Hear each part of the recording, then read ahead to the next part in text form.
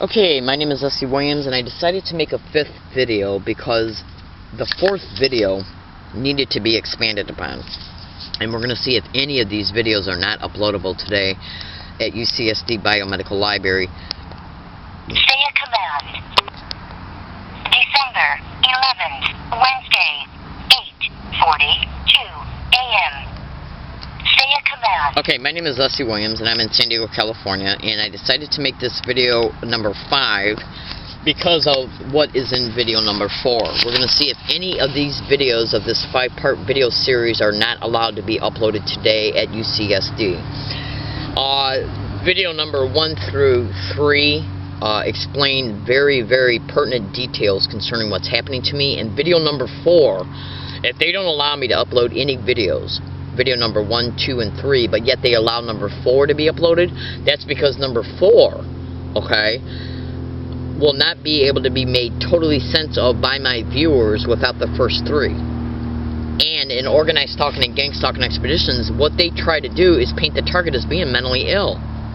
So if video number 4's got statements in it that are not fully understandable unless you watch video number 1, 2, and 3, and they interrupt 1, 2, or 3, or 1, 2, and 3 from being uploaded, then by the time you look at video number 4, you're not going to be able to have a holistic pictorial representation make sense in your mind of what video number 4 is about without video number 1, 2, and 3.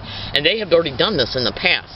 In reference to, when I make a video series, and then go to upload the video series to the internet, and I take the video card out of the camera and then plug it into a USB connector, and then plug that USB connector into the computer, before I can even attempt to select the video file to upload it to YouTube, it's erased off my memory card. By who? Cyber surveillance is a method of gang stalking. It's all over the internet that cyber surveillance and computer hacking, cell phone hacking, email account hacking is all over the internet in reference to that being a method of organized stalking and gang stalking. Now, in organized stalking and gang stalking, one of the other methods of their criminality is to make the targeted individual paranoid that something's going to happen to them, assaults, property being stolen or damaged, threats that they're going to be banned from a university or their libraries or a public library or a business. And they do this by getting around the targeted individual and playing out what is known as skits, productions. Now, you can go to Google right now and type in a gang stalking tech, everything you need to know, which is a manifesto of a manager of gang stalking. And the reason why I state that it is a manifesto of a manager of gang stalking is because I have over 13 years of open, overt, and at times direct experience of being a victim of this crime. And I discovered that what was happening to me was gang stalking on June 9, 2009. From that date forward up to this date, December 11, 2013, I have done extensive, exhaustive research concerning these criminalities in reference to the investigative research that people have done themselves and posted on the internet, and then the testimony of other targeted individuals. So, as a result of my own experience and the educated knowledge that has come from my own experience and other targeted individuals' experiences and the research from journalists, I have deduced from all of this, okay, that this manifesto was written by a manager of gang stalking. Now, the manifesto was written by a manager of gang stalking whose role for the syndicate, because it's organized crime in the system, it's a syndicate. And this person who wrote this manifesto flat out states that that person's job for the syndicate is he's in charge of, I think it's a he, is in charge of scripting, observation, and execution. That is the name of the syndicate is set up into bureaus. Like, you know how Federal Bureau of Investigation, okay? It's just a word that describes how it's like a department. His department for the syndicate takes care of the scripting, the execution, and the observation of a targeted individual. So what does that mean? Well, a targeted individual is tracked and surveilled in real time at all times through clever means. Their cell phone can be used as a tracking device. Go to Google and YouTube and type in cell phone hacking, then go to Google and YouTube and type in cell phone hacking and gang stalking. My cell phone can be used as a GPS locator. The microphone that I talk into if I was to make a phone call can be used as a microphone. the camera can be hijacked into. My laptop computer that I bought on May 29, 2013, which I have no doubt in my mind whatsoever that they're going to eventually make it inoperable, can be used as a GPS locator as a result of them piggybacking on through RF filtering and Wi-Fi. Through RF filtering, they can piggyback on its frequency and hone in on it and then use that as a GPS locator. You would not believe what I know. And I am an electrical engineer major, so I know exactly what I'm talking about. That's right. That's right. Bear with me. Now, the manifesto flat out states that it was written by an individual that is in charge of the scripting, observation, and execution, okay, concerning the gang stalking that happens against a targeted individual. So let's take a look at this. Let's break it down for a minute. The scripting means, just read it carefully, the playwrights and spions, okay, are also two separate types of people that they use for the observation and the brought about skits, productions, harassment that happens against a target. Basically what he's saying is that what they do is through the observation of the target, the spions spying on a target, okay, what they do is realize where the targeted individual is at in real time at all times because of the observation and the spying on a target. They then bring about what has been scripted. That's right, which scripts are basically nothing but where, like, when an individual sits down and decides to make a movie or a TV show or a play, the play is written out like a screenplay.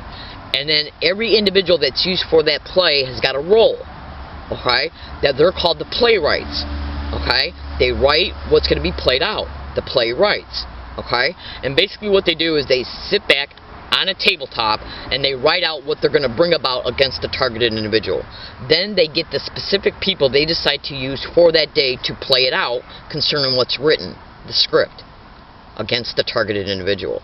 That's right. And then the execution part of his bureau of the syndicate is executing what's been meaning bringing about the execution of what they script. That's right. All of it brought about through the observation and the spy on the target. This is how the targeted individual is gang stalked. That's right.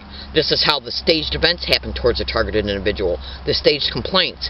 Police officers and firefighters are mentioned that they are part of the execution, that they are literally part of this section of this person who's in control of this part of the syndicate. Now, if you also take a look at this manifesto, it talks about syndicated schools. My name is Leslie Williams. Go to Google and type in a gang stalking tech, everything you need to know. Now, it might take you a teeny bit of time to find it, but trust me, it's been copied and pasted in so many of my blogs. If you can't find the actual manifesto, you can find it printed out in some of my blogs.